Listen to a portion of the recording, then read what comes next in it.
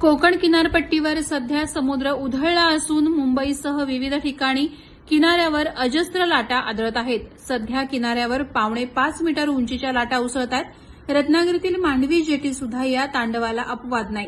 उंचच उंच लाटा थेट पुलावर पोहोचल्या असून हवा सुद्धा इथं वेगानं वाहतीये। किनाऱ्यावर उभं राहणं सुद्धा आता कठीण होऊन बसलंय। ही भरती जून महिन्यातील सर्वात मोठी भरती मानली जाते।